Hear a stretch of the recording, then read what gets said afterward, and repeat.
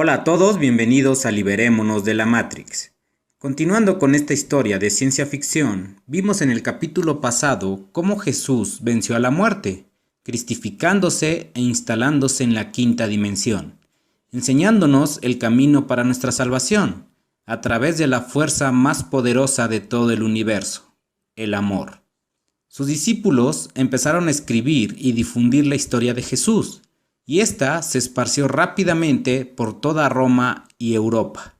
Esto redujo considerablemente a los creyentes del dios Yahvé y los dioses romanos, reduciendo al pueblo elegido a una minoría, e hizo tambalear estas religiones. Enlil y Anu, al ver que su poder se estaba desmoronando, contactaron con sus discípulos fieles, los híbridos, que eran los emperadores de Roma, y les aconsejaron que impusieran la religión politeísta como la oficial, bajo pena de muerte a quien no la profesara.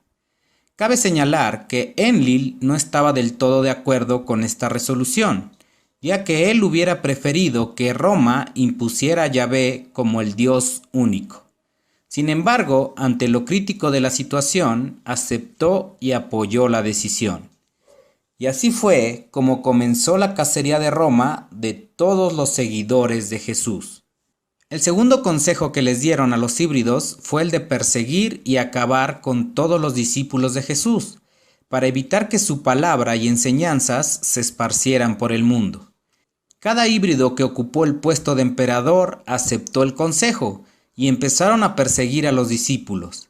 Sin embargo, estos recibieron apoyo de la Sociedad del Dragón Blanco, los cuales sabían muy bien que si querían que la humanidad se liberara, era necesario divulgar al mundo el mensaje de Jesús, que se basaba en el amor y la destrucción de dogmas e iglesias.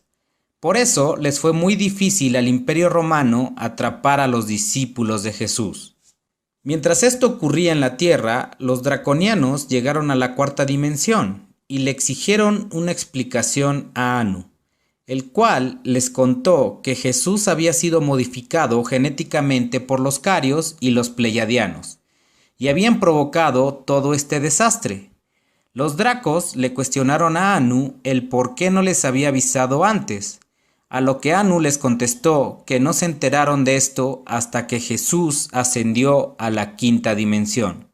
Los dracos tomaron esta acción de los carios y pleiadianos como un desacato a las órdenes de los Cadistu, ya que para ellos habían violado la ley del libre albedrío de los humanos. Así que decidieron interponer una queja ante la Confederación Galáctica. Anu les dijo que ya habían tomado medidas en Uras Tierra para revertir esto y acabar definitivamente con el mensaje de Jesús. Sin embargo, los draconianos sabían perfectamente que esas medidas no iban a servir de nada, ya que el mensaje de Jesús era tan fuerte que iba a sobrevivir a través del tiempo y el espacio. Y le aconsejaron a Anu que cambiara su estrategia. No tenían que imponer su religión, sino que tenían que cambiar el mensaje de Jesús y convencer a los humanos de eso, es decir, hacerles creer a los humanos que Jesús había dado otro mensaje diferente. Enlil, que estaba atento a la conversación, dijo que eso iba a tomar mucho tiempo, a lo que los dracos le contestaron que tiempo era lo que les sobraba. A pesar de que Anu no les había dicho nada a los draconianos sobre la participación de Enki en la creación de Jesús, él puso 2 vigilantes de tiempo completo a Enki para que no saliera de la cuarta dimensión y le prohibió terminantemente la comunicación con cualquier humano, bajo pena de destierro. Enki, que estaba desconcertado por todo lo que había desatado su plan, no tuvo más remedio que acatar el castigo de su padre. Corría el año 60 después de Cristo cuando Nerón, un híbrido rey de Roma, se encargó de cumplir al pie de la letra las órdenes de sus amos Anunnakis. Primero atacó la ciudad de Qumran, destruyendo casi en su totalidad a los esenios, salvándose solamente una docena de personas que viajaron a Egipto para refugiarse en la Hermandad Blanca. Posteriormente, en el año 67, Nerón mandó a matar a Pedro, uno de los discípulos de Jesús, y fue crucificado de cabeza en el círculo de la colina Vaticana, sepultado ahí mismo en lo que hoy conocemos como el Vaticano. Pero Nerón no solo persiguió a los seguidores de Jesús, sino que también cazó asiduamente a los judíos, el pueblo elegido de Enlil, destruyendo Jerusalén, ya que él quería que la religión romana fuera la única. Esto marcó el inicio de la diáspora o dispersión de los judíos, como un pueblo errante y sin patria. Enlil no pudo detener el libre albedrío de Nerón, así que lo único que pudo hacer fue comunicarse con un miembro de su pueblo elegido y le aconsejó que huyera con la mayor cantidad de personas que pudiera. Esto lo hizo porque no quería perder a sus únicos adoradores en la tierra. Sin embargo, a pesar de toda esta persecución y asesinatos de los seguidores de Jesús, sus palabras, enseñanzas y seguidores seguían creciendo. Enlil comprendió que los draconianos tenían razón. El mensaje de Jesús era tan fuerte que no podía ser detenido. Así que decidió hacer todo lo contrario de lo que Jesús predicaba. Jesús no quería iglesias, así que en el año 69 le aconsejó al nuevo emperador de Roma, Vespasiano, otro híbrido a su servicio, que creara una iglesia en el nombre de Jesús, la cual estaría a cargo del Imperio Romano. Vespasiano no entendía este consejo, ya que la persecución a los seguidores de Jesús estaba en su apogeo. Sin embargo, decidió seguir el consejo de su Dios y puso a cargo a Lino, un hombre de su total confianza, el cual se convertiría en el primer papa de la historia. Mientras tanto, en la cuarta dimensión, los Anunnakis eran vigilados por un pequeño número de draconianos que se quedaron, ya que los líderes fueron a poner una queja formal ante la Confederación Galáctica. Anu fue llamado a Orión por los draconianos para que por su propia voz le dijera a dos miembros del Consejo de la Confederación Galáctica lo que había ocurrido con Jesús. Después de hacer esto, Anu aprovechó la oportunidad y en su viaje de regreso a la cuarta dimensión, él desvió su camino y se dirigió en busca de los líderes Usungal para contarles todo lo que estaban haciendo los dracos. Después de escucharlo, los Usungal llevaron esta queja al Consejo Reptiliano, conformado por líderes de todas las razas reptilianas, ya que los dracos habían ocultado información acerca de los arreglos que se llevaban a cabo en la Confederación Galáctica, y no los habían compartido con el Consejo Reptiliano, y esa era una violación grave a las leyes reptilianas. Los dracos fueron llamados a juicio y fueron destituidos de su cargo como representantes de la raza reptiliana ante la Confederación Galáctica. Los dracos se dieron cuenta de la traición de Anu, ya que él también habló ante el Consejo Reptiliano sobre todo lo ocurrido con los draconianos. Después de varios días reptilianos, el Consejo no llegó a ningún acuerdo, y los draconianos le declararon la guerra a los Usungal, los Kingu y los Sutum, ya que no querían perder el poder que ellos habían adquirido en la Confederación Galáctica. La única raza que se quedó al margen de este conflicto fueron las Amasutum. La quinta gran guerra reptiliana estaba a punto de comenzar. Los dracos sabían que esta guerra no les convenía, pero no tenían otra opción, si no querían perder su poder ante la Confederación Galáctica y su granja humana. Sin embargo, ellos tenían un plan bajo la manga, ya que ellos sabían desde tiempo atrás que el tener el control de su granja en Uras Tierra desde la cuarta dimensión no era lo ideal, y menos con la ley del libre albedrío. Ellos sabían que estaban corriendo muchos riesgos y que debían tener a representantes dentro de la Tierra, para que la manipulación fuera más efectiva. Así que ellos pusieron en marcha un plan que venían elaborando desde hace tiempo, el cual consistía en que tenían que modificar el ADN de los Sigilli grises para que pudieran resistir las altas densidades de la Tierra. Y una vez que lograran esto, empezarían a crear clones para que pudieran enviarlos a la Tierra. Y así fue como empezaron con la experimentación genética de los grises, desde una base que tenían en el satélite de Júpiter llamado Europa. En la Tierra ya corría el año 313 y muy poco había cambiado. Los seguidores de Jesús seguían incrementándose y el poder de Enlil se iba desvaneciendo.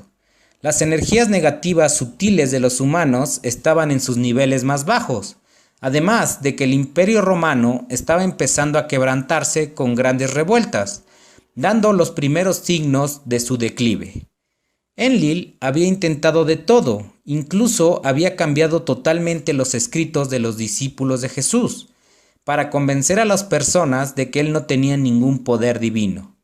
Sin embargo, no había funcionado. La gente simplemente no aceptaba esta nueva versión y la desechaba. Además de que los hijos de Jesús, que eran los nuevos dirigentes de la Hermandad del Dragón Blanco, habían hecho un gran trabajo esparciendo la palabra de Jesús. Enlil, al no poder eliminar ni cambiar por completo los escritos de los discípulos de Jesús, optó por cambiar pequeños pasajes, haciendo cambios muy sutiles que fueran imperceptibles para el que los leyera, pero que contribuyeran a cambiar el mensaje de Jesús por completo. Y para ello se apoyó en su híbrido, Constantino I, el emperador de Roma, el cual, obedeciendo el consejo de su Dios, puso fin a la persecución de los cristianos a través del Edicto de Milán, promulgado durante su mandato, en el cual se estipulaba que ya no estaba prohibido leer los evangelios, es decir, los escritos de los discípulos de Jesús que narraban su historia. Además de que Constantino mandó a construir una gran basílica sobre la sepultura de Pedro, y fue así como nació formalmente el Vaticano. El plan de Enlil era darle la confianza a los seguidores de Jesús para que empezaran a leer sus nuevos evangelios modificados, y para eso le instruyó a Melquiades, el papa encargado de la iglesia creada por Roma, que cambiara varios pasajes de los evangelios. Por ejemplo, en la parte donde se narra que Jesús llegó a Judea para echar a los sacerdotes, predicadores, profanadores y vendedores del templo de Jehová, las palabras sacerdotes y predicadores fueron eliminadas, dejando el mensaje de que Jesús no estaba en contra de la iglesia ni de Jehová, sino que estaba en contra de los vendedores en un lugar sagrado. Y fue así que a Enlil se le ocurrió la peor idea para hundir a la humanidad: hacerle creer a los humanos que Jesús era hijo de Jehová. Y en cada pasaje en el que se narraba cómo Jesús contactaba con la fuente universal, Enlil se encargó de cambiar esa palabra por la de Padre, como muchas veces Jesús se refería al verdadero Dios. Enlil sabía que no podía poner el nombre de Yahvé en los evangelios, ya que podía ser rechazada, pero poniendo el nombre de Padre, esto dejaba abierta la posibilidad de que Jesús tuviera un Padre de verdad. Y así fue como los hechos y la palabra de Jesús fue manipulada deliberadamente. Sin embargo, aún quedaba lo más difícil: hacer que la gente lo aceptara, y para eso utilizó a los papas y al nuevo templo creado por Roma, exclusivo para los seguidores de Jesús. Esta nueva versión de la historia de Jesús tenía cambios tan pequeños que la gente la aceptó rápidamente como si fuera la original, y estando Enki fuera de comunicación con los humanos, no pudo dar aviso a la Hermandad del Dragón Blanco para que detuvieran esto. 161 años terrestres después, Enlil ya había logrado que sus evangelios modificados fueran aceptados por una gran cantidad de cristianos, como se les bautizó a los seguidores de Cristo. Y también logró que aceptaran la iglesia, pero lo más importante, logró convencerlos de que el Padre de Jesús era Yahvé. Pero aún no lograba conectar estas dos historias por completo.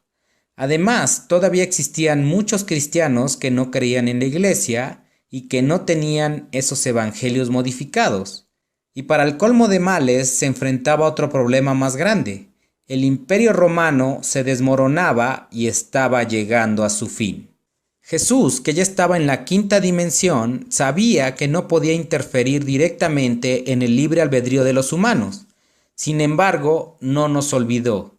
Él se dedicó a ver todo lo que ocurría con nuestro destino, y en momentos cruciales de nuestra historia nos ha enviado desde allá choques de energías conscientes para nuestro despertar, como lo veremos más adelante en esta saga. Al ver todo lo que había ocurrido desde la ascensión de Jesús a la quinta dimensión, la Confederación Galáctica convocó a una asamblea urgente para tratar de arreglar todo el caos que estaba sucediendo en la galaxia con la guerra reptiliana y el miedo de muchas razas alienígenas sobre el poder demostrado de los humanos.